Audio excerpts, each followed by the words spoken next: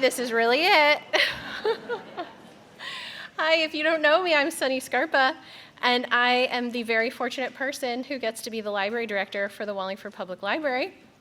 And I have the honor of welcoming you to our One Book One Wallingford 2026 culminating event, our author talk with Alison Espach. Woo! So excited.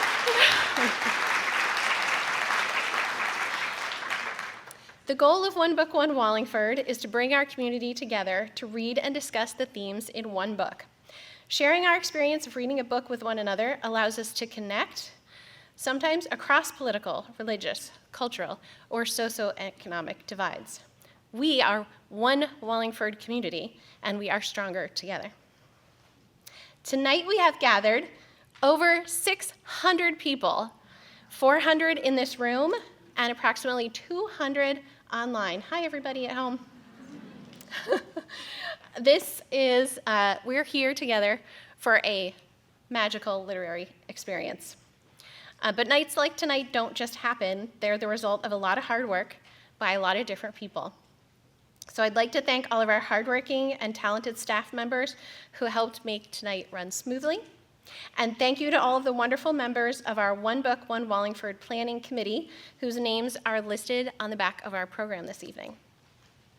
To all of our WPL board members who are here tonight, I want to thank you for your dedicated volunteer service and for helping us keep the possibilities endless. We also have several distinguished guests with us this evening. Deborah Shander, Connecticut's state librarian, is here somewhere, and thank you so much for coming. Mayor Cervoni and his wife and his administrative team are also here, and we're so glad you could join us. Finally, thank you. And I heard the mayor finished the book last night and loved it. And then finally, I wanted to thank both the mayor and the town council. We're able to provide this type of amazing programming due to the financial support from the town, and we're really grateful for their continued support. The Wedding People was published in July 2024 and is a New York Times bestseller with over 1 million copies sold. It's also a Today Show pick with Jenna Today Show Read with Jenna book club pick. That's a mouthful. A New York Times Book Review Editor's Choice and a #1 Indie Next pick.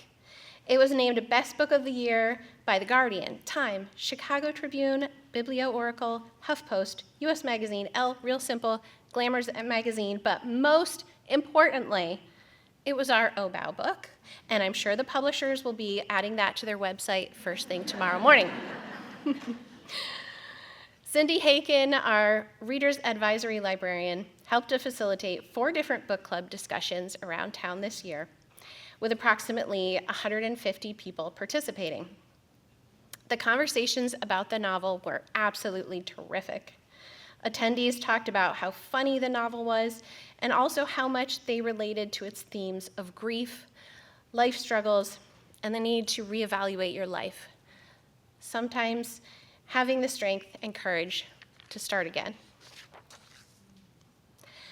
I'm sure many of you will have questions when we get to the Q&A portion of tonight's event, so just a reminder to make sure you write them down when you think of them, and staff will collect them later on.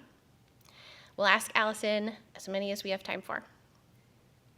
Alison Espach is a Connecticut native. She grew up right down the road in Trumbull. She received her BA from Providence College in Rhode Island and her MFA from Washington University in St. Louis. She's the author of 2 previous novels, The Adults, which was a Barnes & Noble Discover pick and was optioned for a feature film in 2012, and Notes on Your Sudden Disappearance, which was named a Best Book of the Year by the Chicago Tribune and NPR. She is currently a professor of English at Providence College, and we're thrilled to have her back in Connecticut tonight. Please join me in welcoming Alison Espach.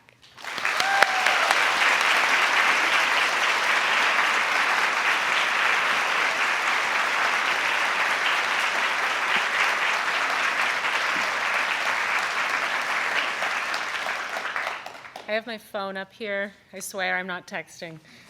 I just need to keep myself on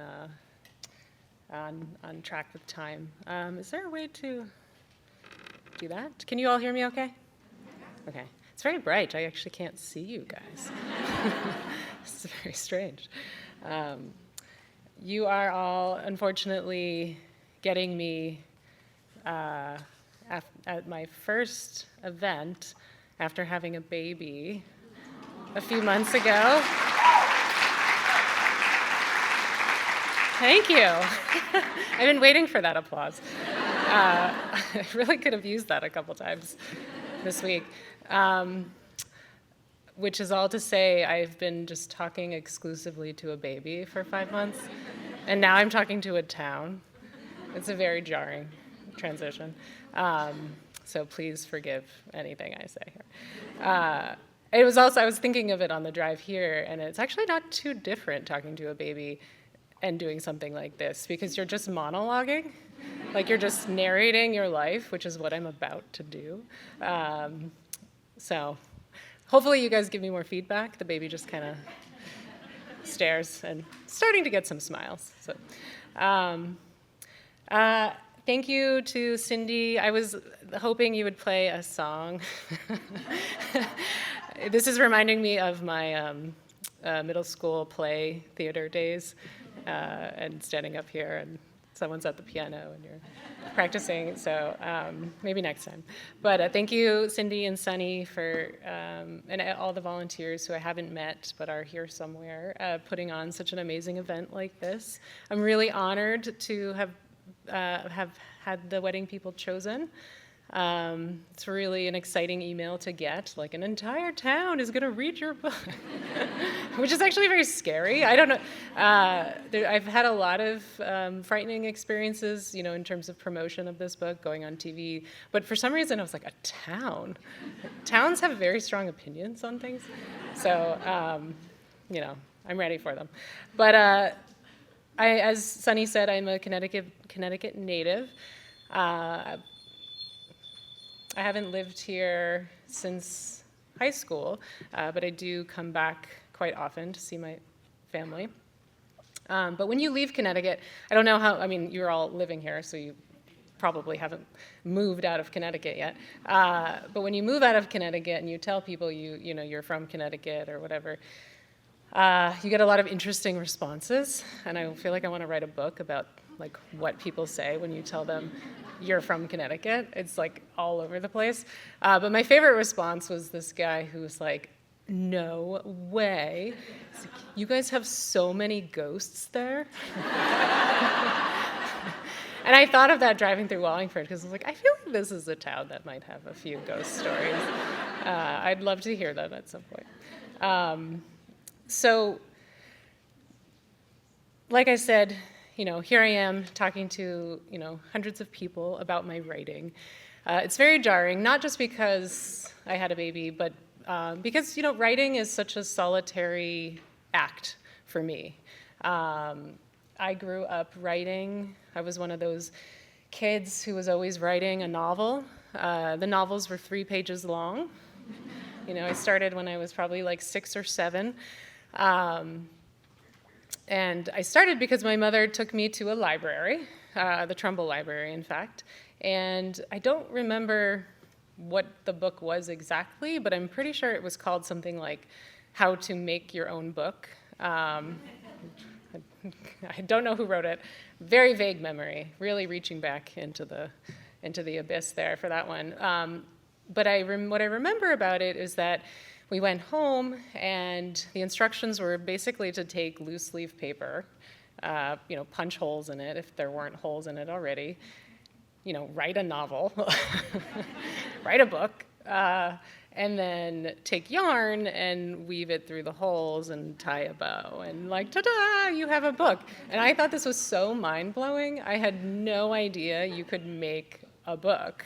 At some point as kids you learn that things just didn't fall from the sky, already formed, right? You learn, oh, you can do that, or someone put this together, right?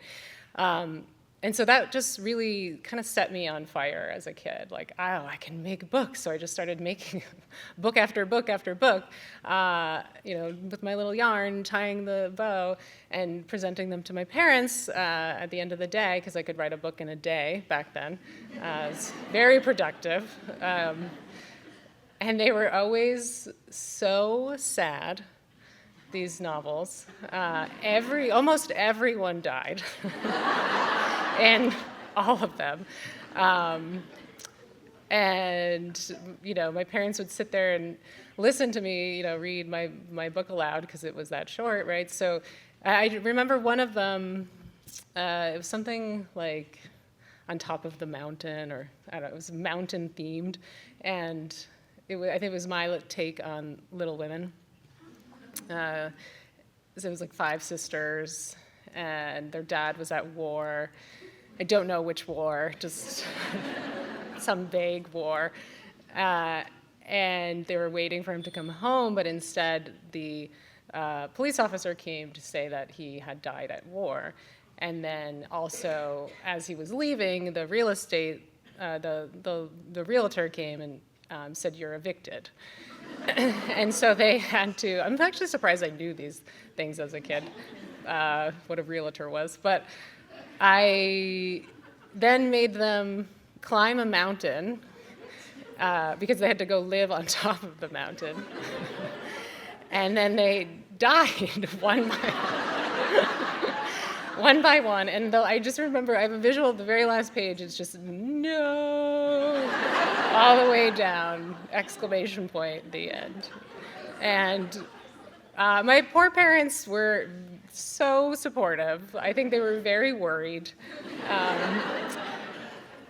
But that was really like my earliest sense of drama, I guess, just that someone had to die. And that became something I just continued doing in my fiction. I just kept killing everybody. And I got to graduate school, and I started this short story collection, or what I imagined would one day be a collection, called In-Depth Market Research Interviews with Dead People. And it was based on my experience as a market research transcriber. Worst job, not the worst job, there are worse jobs, but pretty soul-crushing little experience I had there for a while, where I would transcribe market research interviews. So, Honda or Walmart would interview their customers for hours, asking them all kinds of questions. And I would sit there and write down every single word and listen to it over and over and over again.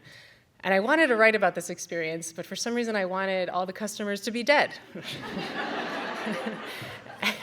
And I remember my graduate school workshop was like, interesting idea, but like, why do they have to be dead?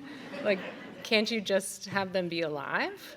It's like very weird that they're dead. Why are they conducting market research interviews with the dead? And to me, that was like the whole point of it, right? So I was crushed. I was like, but it's funny, which is always a sign that something's not funny. You have to shout out, it is funny, I swear. So I was pretty crushed, and I put it away for a long, long time. And I think I just developed sort of a self-consciousness about that, right? Or that my fiction was too sad or too dark, or I was always going to a place where people were like, no, don't do that. Don't kill them, like, let them live. Or, why is this so sad?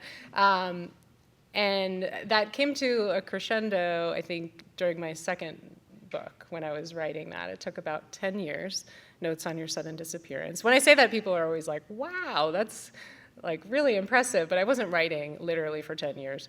I, had 2 years of just madness, just like thinking and not sure if I'm a writer anymore because I can't finish this book, then writing a book and deciding I hate it and starting over, So it was 10 years of probably my hardest time as a writer. I was telling the story of, well, not telling the story, I was telling a story inspired by losing my brother as a teenager.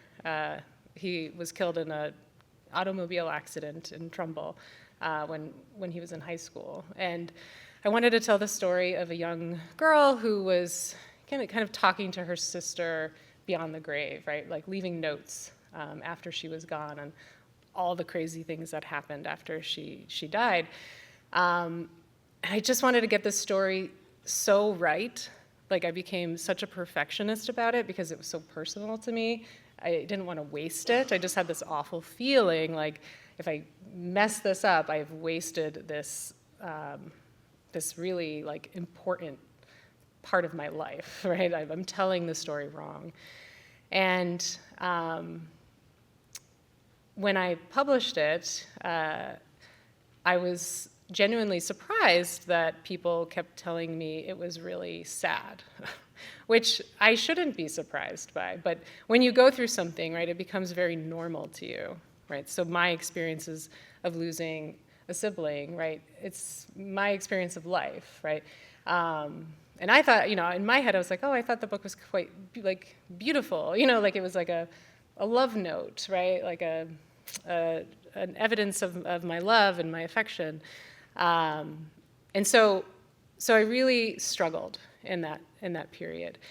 And when I published that book, I thought, never am I ever writing another sad book ever again. I'm going to write a fun book.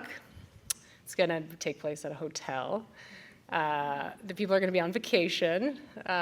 Maybe there will be like an affair or like a murder, which I guess is fun in my head, but it felt fun. Sometimes murders could be fun on TV, right? A cozy murder, right? Sorry. Let's rewind. And so, I had this character, Phoebe, who, wasn't really a character yet. She was just an idea of a woman walking into a hotel, and then she was saying, like, I'm never going back to work again, and I just want to spend all my money on this luxury hotel, but I didn't know why exactly. And I just kept rewriting that opening section, trying to figure out why she was there. And I really, was like hoping she was there to have an affair, because that would be like fun and sexy. But those scenes just didn't work. And eventually I wrote the scene that ended up becoming part of the book, when the bride is asking her, why are you here? Why are you here? And I finally just wrote, I'm here to kill myself. And I was like, why are you doing this? This is exactly what you would do. Take it to the darkest possible place. This is supposed to be a fun book. We're on vacation. Don't ruin it. But I ruined it. And I knew that this was the story, because to me, that despair felt like the exact opposite of what you're asked to bring to a wedding.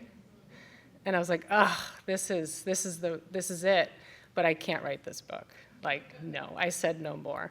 So I put it away for years, didn't think about it, didn't touch it, tried writing a bunch of other books. It didn't really work for me. And then one day I went back and looked at my old draft, old documents, and I read that opening scene, and I thought, there is something there. Like, I kind of wanted to know what was going to happen, which almost never happens when I reread my fiction, because I, always forget to put a plot in it. Like, oh yeah, this has to be interesting. It can't just be a character's thoughts. And I was a little bit less afraid of it when I came back to it. And I could see something that I couldn't see when I first wrote it, which is that I was actually being the bride.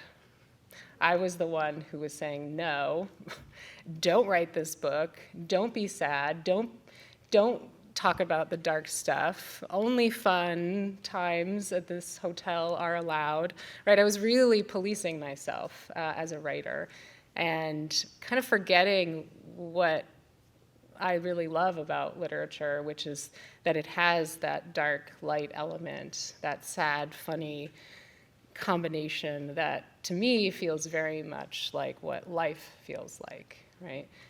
You can't excise the dark parts of life out, and there's a place for those dark moments in fiction too. And so once I realized I was being the bride, that was like, oh my goodness, yes, that's the tension of the entire novel, right?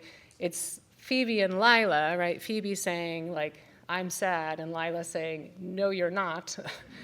Sorry, can't, excuse me, can't be sad. That, they're two characters, but to me, it really represented a kind of internal battle that I, and probably a lot of you, deal with on a daily basis, right? I feel this way. Oh my God, I'm not allowed to feel that way for whatever reason. Stop feeling that way, start feeling this other way, right? So that tension to me was what the book became about. And once I saw that within myself and kind of gave myself permission to be dark and to go to a place that I was genuinely interested in exploring, the rest of the novel just, I wouldn't say it just came like that. I mean, it was like years later. But I could see what the book was supposed to do, or what I wanted it to do.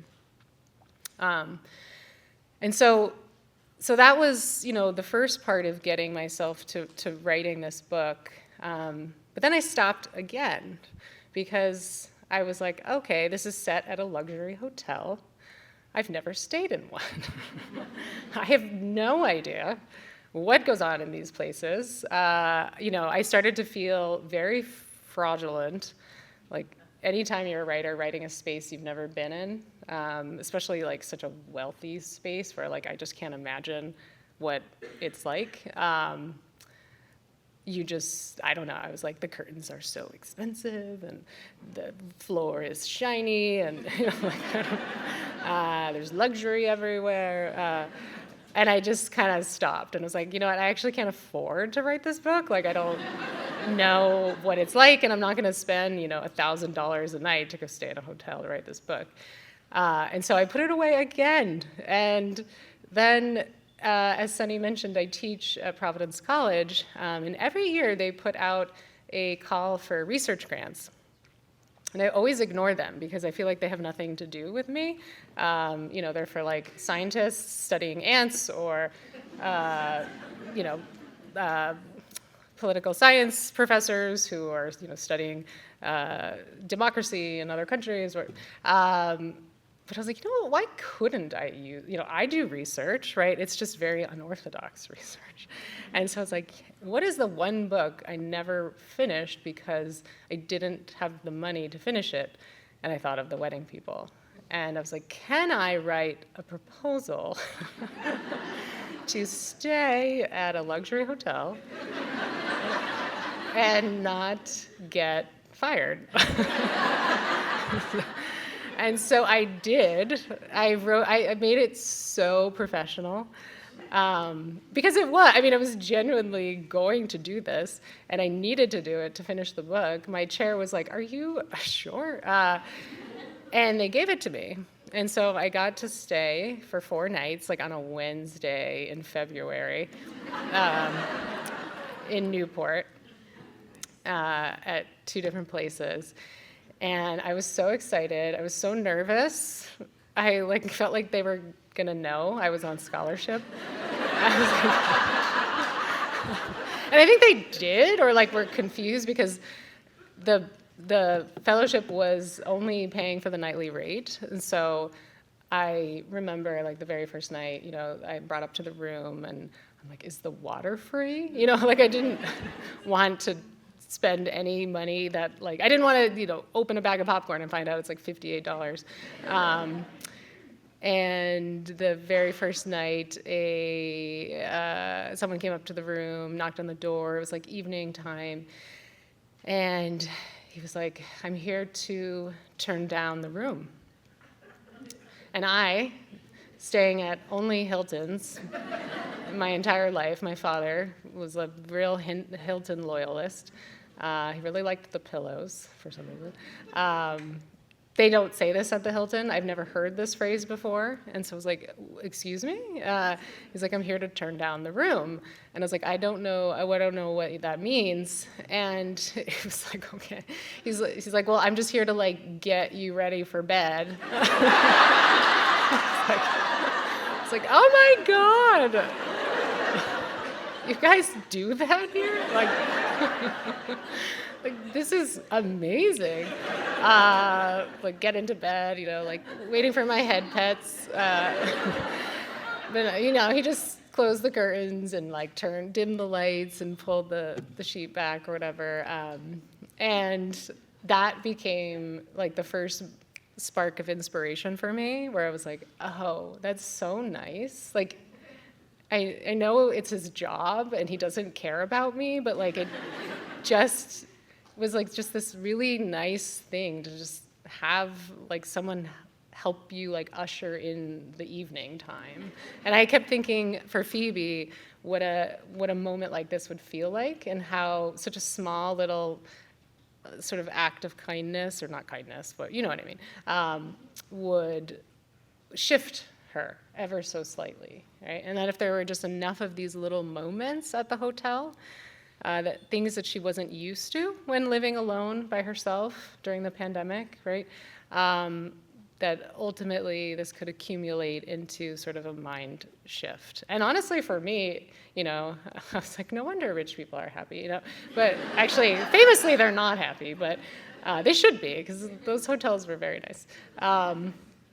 And staying there just totally unlocked the rest of the book for me, because I realized I didn't need to be someone who like regularly stayed at luxury hotels. I just needed to see it through Phoebe's eyes, which was really my eyes, right? Taking in everything that surprised me, or everything that I thought was absurd, or everything that I thought was really lovely about the space, and how a certain space can make you feel. And so that's kind of what helped push me into finishing the book. And there's a lot more that I can say about the book, but I'll save that for some of your questions. But I'll finish by saying that, for me, writing this book was a totally different experience, and I really am thankful for that grant for creating a different writing experience for me, right? For me, as a writer, it was always something that took me out of the world, right? Like kind of kept me in my room or on my computer when other people are doing other things, right? It's you're always sort of on the outside, right? Writing about it all. And this was the first book where I started to really use it as a way to get out into the world, right? To go to these hotels, or to go around Newport, or to talk to different people. I even took surfing lessons, which I do and don't recommend. It's very fun, very painful, but just another one of those experiences that sort of opened my eyes to like how we can completely shift our habits, our patterns, right? Part of the reason I struggled in that 10-year gap between books was because I just felt like writing was keeping me lonely, keeping me alone, keeping me away, right? And figuring out a way to use writing as a way to bring me out into the world was just a really, I don't know, I wouldn't say lucky, just a really wonderful part of writing this book. And so I feel like in some ways I had my own little kind of journey, my own emotional or psychological journey as I went from sort of being in my bedroom writing this book to being on live TV, being like, oh my God, this is a very public experience now. I'm not just alone in my room anymore, right? And so I don't know what effect the book has on readers. I've heard, from messages here and there, why people sort of connected with Phoebe, and that has always meant a great deal to me when someone sort of connects with the protagonist and Phoebe in particular. But what I really hoped for the book to do, not just for myself, but for anyone who read it, is to sort of close the book and actually feel that same feeling that I felt while writing it, which is like, I really don't know what I'm going to be like tomorrow, and I really don't know what's going to happen in a week. Like, I think I do because I obsessively try to predict it, but I'm always wrong, and Phoebe's wrong, and that's the whole point of the book. So I hope that you finished the book and felt just a little bit of that feeling, and I hope it was a good feeling, because that was my intent. I have no idea how long I've been talking. This could have been 5 minutes or an hour. So.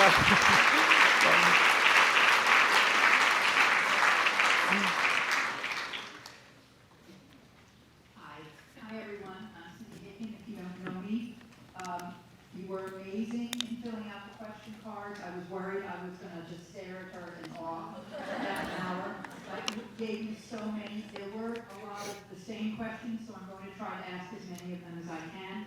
If you thought of other questions while Alison was talking, somebody will, if you hold them up, somebody will notice and collect the questions, and I'll try to ask as many as I can. Thank you so much for them. Hi, Alison. Hi. So the first question is from Caitlin, and I think this touches on a lot of what you were talking about. Caitlin is a mental health clinician and a suicide loss survivor, and she said she found the story refreshing in its vulnerability and how raw it was, and she was wondering what inspired you to write about such a controversial and misunderstood topic. I mean, many things. Like I said, I actually didn't know I was going to be writing about it. But I think for me, until I started writing the book and realized where I was headed, and my initial impulse to sort of shut down the project, I think, for me was one of those instances where we, as writers or as people, right, we avoid what we fear the most, right? So as a writer, I was like, I don't want to go there. That's too much, right? And I think, depression or grief, or, I guess that pretty much covers it, right? Depression and grief, right? They're such intense things that we experience. And for me, growing up, as I mentioned, losing my brother, grief and depression, it was at the center of our family for quite some time. Sort of my formative experience as a teenager was, life is sadness, right? My parents are sad, everyone's sad, life will never be fixed, was the feeling that I had. Like, we can't fix this. And that's a very hard feeling to process as a teenager because you're so young, and watching my parents fall into depression, and as a kid always worrying, about their mental health, right? So for me, it's just always been there. It's hard, I was a very dark teenager, and when I grew out of my adolescence, I just was so tired of it, right? Like I was tired of other people's depression, I was tired of other people's grief, I was tired of my own, and I think that feeling of being like sick of your own sadness, right? That to me is such a sad place, because, even as a writer, like I always try to just at least find my sadness interesting. Like, maybe this sucks, but at least it could be interesting, or like I could do something with it. But there have been times in my life where you don't feel that way, and that's a kind of a meaningless place. And I suppose I sort of use writing as a way to get myself out of that and to make meaning out of things that I find incredibly hard to face. And so, those are very personal reasons for why I went there. As a writer, I never think like, oh, I want to start a broader conversation. Like, that's not a very helpful way to think as a writer. It puts a lot of pressure on yourself. But I'm really glad that it did, or that I hope that it did, and allowed people to sort of open up about some things that might be difficult to share. So. This is a lighter one from Emma. Okay. Did you intend for Gary to be sexy? Tone shift, yeah. Yeah, Mix it up a little. yeah. I mean, I think he has to be. Right? He's gotta be. With or without the beard. With or, the beard is sort of a Rorschach test. It's like some people are like, I hate that, and some people love it, So I don't know. Make of the beard what you will, but yeah, I think he was supposed to be alluring in that kind of subtle. His goodness becomes his attractive quality, I suppose. Yeah. No one's ever asked me that before. Yeah. He read sexy to me. Okay, good. That'll be the blurb for. Hopefully my husband's not still on Good thing we're not live streaming. Yeah. Lindsay said, something that set the wedding people apart from most women's fiction romance novels is the dark humor, especially how it is used to make tough conversations easier. Can you talk about how you developed that humor?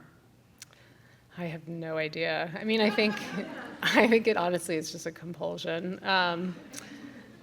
So you should ask my therapist. I don't know. I think it's clearly coming from like a sad house, like one of those things where just trying to find the funny spots, trying to find the laughter where you can. And sometimes, in times of heightened grief, things are just funnier. They just strike you in such a way and provide amazing relief. And I've always loved that about life, and I've always loved that about sort of sadness, that there can be this surprising burst of humor if you notice it, right? I was at a funeral last summer and was in the funeral home, and I noticed that the water that they gave us had the funeral home. It was like, I think the word death was on it, but it was branded with the funeral home name, and I was like, that is such creepy water. And I thought it was so funny, and no one else really did, but it's just, that is, I guess, that's just how I move through life. It's maybe, you could call it a coping mechanism, you could just call it my personality. I really don't know what the difference is, but when I read books, that's what I'm always looking for. That's what hooks me. I think that's why it took me so long to discover plot, because I was like, I don't care about plot. If it's funny or if it's that dark humor, I will read or watch anything. It could be totally plotless. And honestly, writing them down, I don't, you notice things. I'm sure you all go through the day and notice little absurdities. If you just start jotting them down, a friend once told me, he's like, if someone ever called it a log instead of a diary, he's like, I would have kept a log.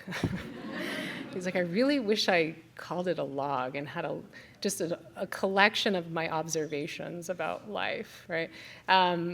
Once you start writing them down, you remember them, right? Or you don't remember all of them, but you actually become better at noticing them and fine-tuning it. So honestly, I think, it's just a combination of keeping a log and just trying to find my way through dark moments. Okay. The incident with the convertible came up Yes. in several book clubs this summer. You guys are really making me talk about all the awkward things. I thought hard about how to say that. And a member of the Library Fiction Book Club, Jill, brought this up at our meeting last week and wrote it on a question card as well, but I had already promised her to ask you. Jill's theory is because this story was relayed by Jim,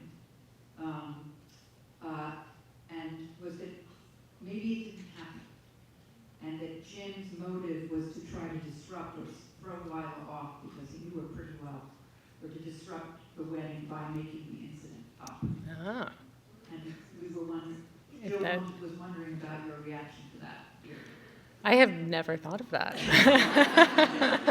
So clearly that can't be true, but that is interesting. I think if Jim did that, I probably wouldn't like him anymore, It's like a little too mastermindy. So in my head, it happened. Yeah. But,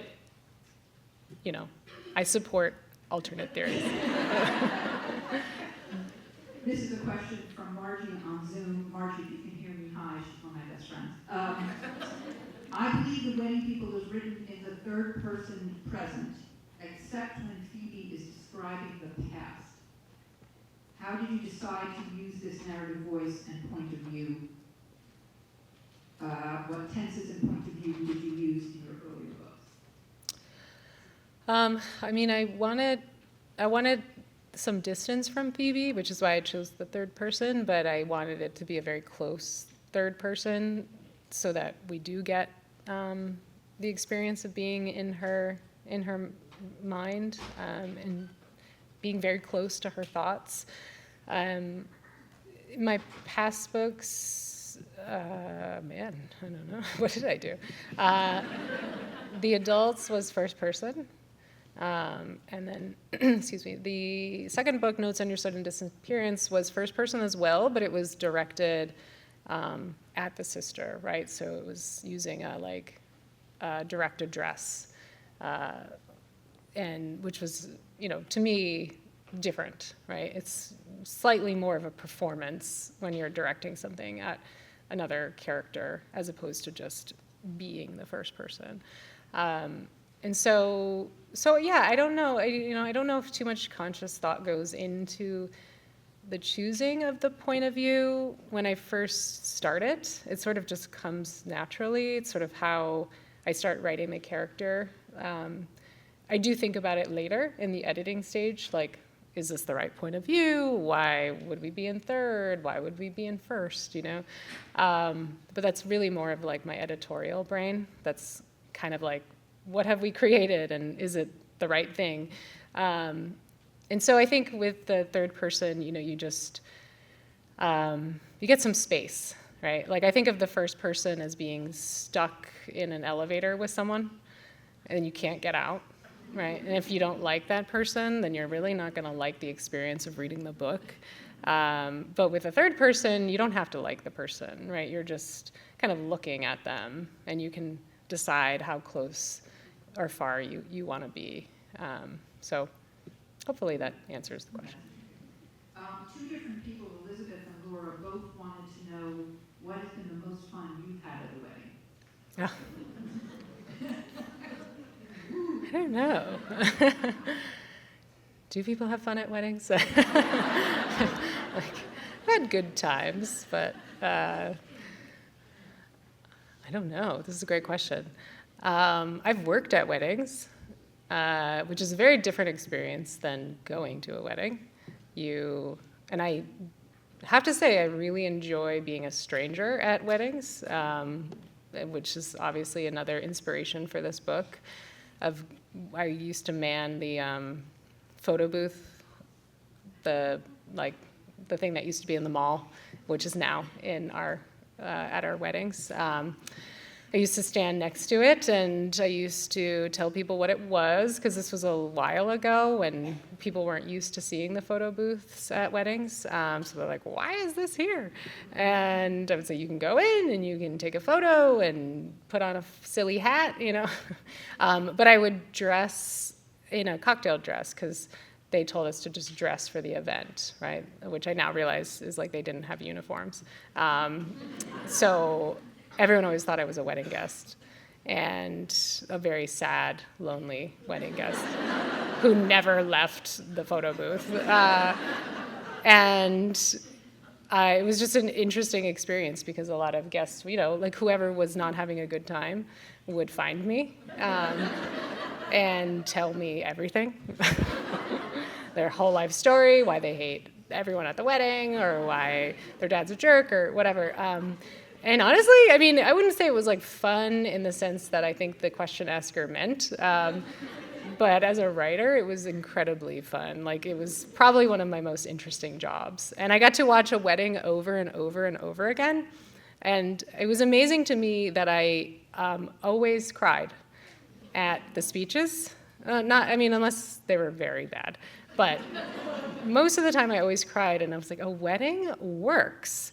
Like, even if you don't know the people, it's still like, it's like a performance, and it got me every single time. And so I thought a lot about that when writing the book too, just how how ceremony can just work almost as a formula and not as like a personal experience that you're having at the wedding.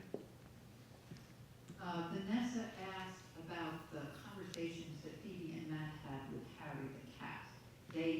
She said they were incredibly accurate in terms of how she and her husband speak to Yes, the yes. cat. She was wondering how you came up with that. It's just how I relate to cats. Yeah. I mean, my cat is a psychologist, so her name is Dr. Fuzz, and she is a psychologist because the very first day I got her, she was a kitten, and I put her on my couch, and she was sitting there like this, and it just felt like she was saying, "Tell me all your problems," and so I did, and I just never stopped. So I always think it's just very fun to speak through animals. Now I speak through my baby. Right. We do the same thing, just on a human. Yeah. But yeah, I'm glad other people do this too. Vita, who put a heart ED it, 2 exclamation marks, so she loved it. She asked, do you find you were inspired to write this for women in their 40s? I found I really connected to the story and character when I reread it this year. Yes, definitely. To me, it's like a very middle-aged book, written by a middle-aged person for middle-aged people, like just dealing with that experience, which is very confusing to me because I'm going to a high school on Thursday to an AP English class, and they've all read the book. Like, I don't know. I'm very curious what they will say about this midlife crisis of a 40-year-old woman. I don't think I could have cared when I was that age about a 40-year-old woman. It's just, you just think it's like has nothing to do with you. So we'll see. We'll find out. But yeah, that was definitely my intended audience. And it really took, that period of my life, I'm talking like it's over, it was very surprising to me. It was like oh, you have no idea what life is really like. Now you're seeing what it means to be a human being, right? And I think we go through those phases at various points in our life. But for me, 40 was one of them. Christina wants to know where the inspiration came for the name Juice. I don't know. I have a very hard time naming characters. I just feel like you have to name so many of them. And then you have to avoid names of people in your life. You have to avoid names that you want to name your future children. You have to then find the name that feels right out of all the names that are available. And so I think I just wanted her to have a non-name, and thinking about weird nicknames that I've heard, and that one just struck me as like a strange nickname for a teenager. Yeah. On Zoom, Judy asked, did you consider alternative scenarios to get Lila out of the wedding, besides rejecting the new car? Oh.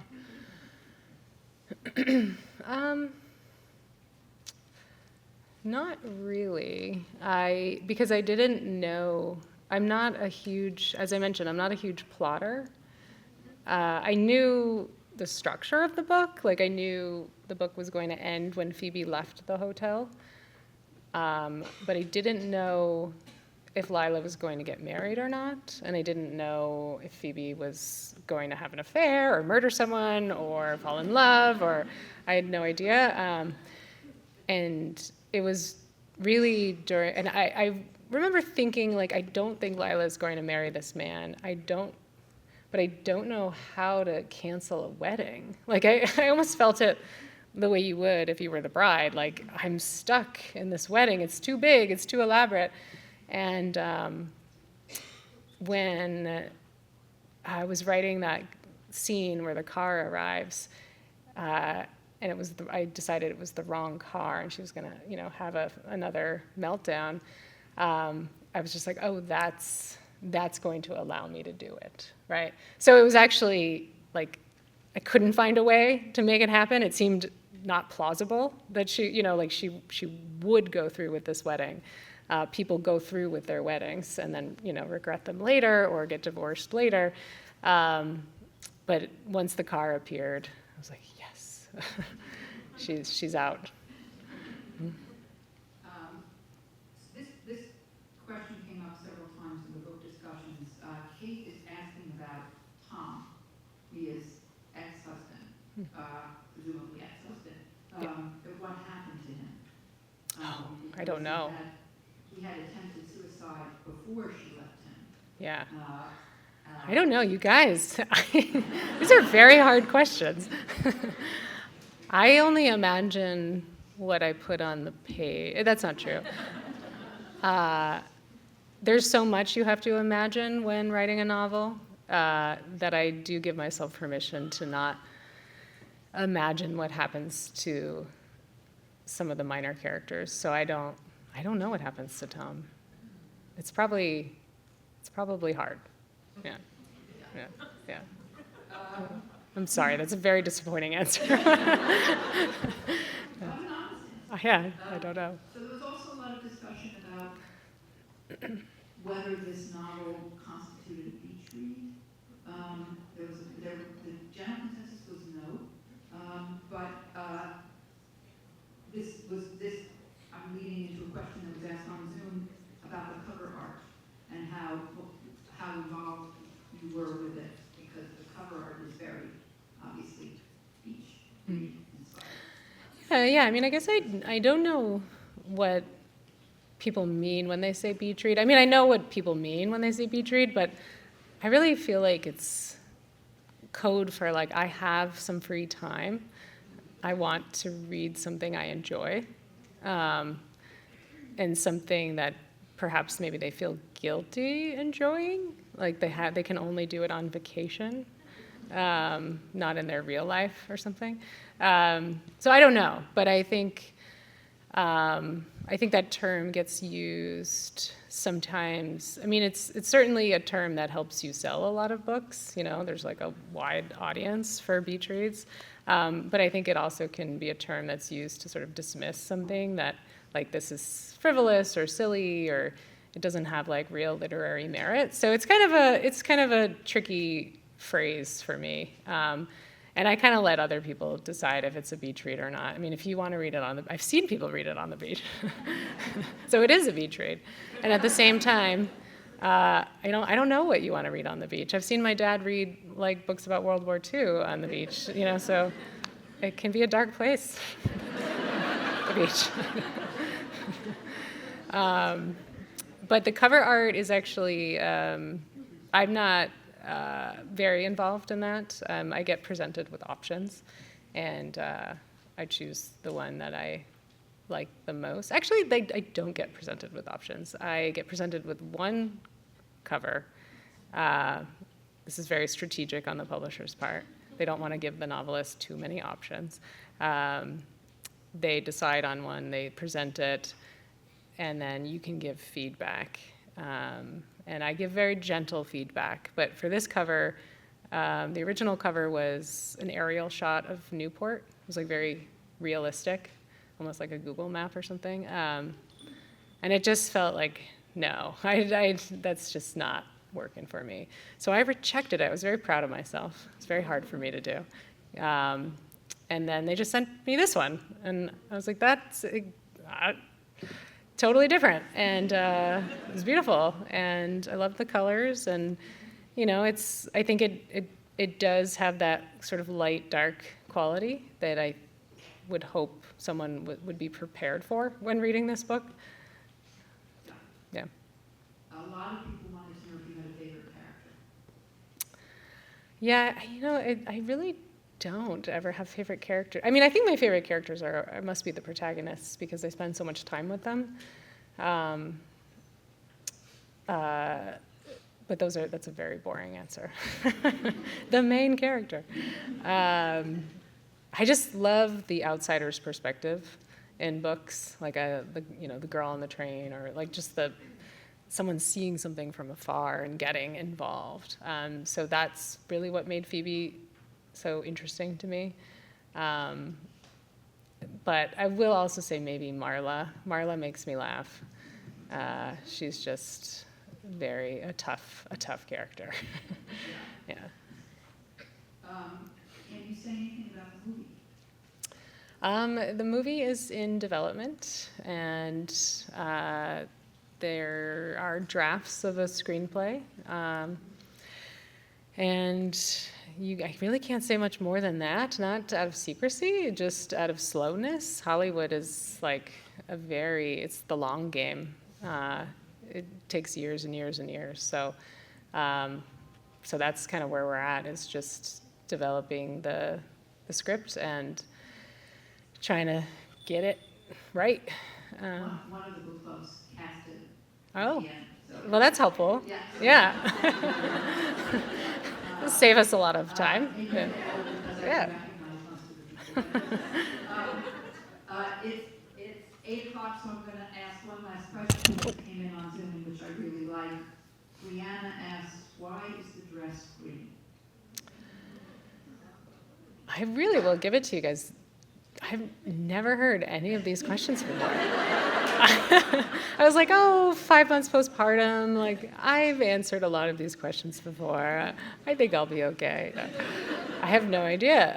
I think because I always want to find the perfect green dress, and it just thwarts me every time. Like, I can never find it. Some people, Sunny is wearing one this evening that is making me jealous. So I saw someone else, yes, right there, wearing a lovely green dress. I don't know, I just think it's a beautiful color, and I wish it could be mine. But it doesn't exist, at least I don't have that dress, yeah.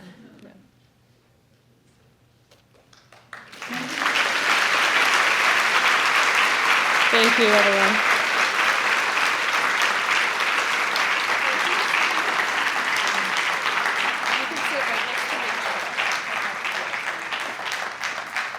Thank you so much for coming, everyone. I know this was as magical as I promised. Possible Futures is still here and will be selling all of Alison's books. If you're staying for the book signing, please make one line in front of the green table, and it will go this way, past the black table, and up the aisle. Thank you for coming, everyone.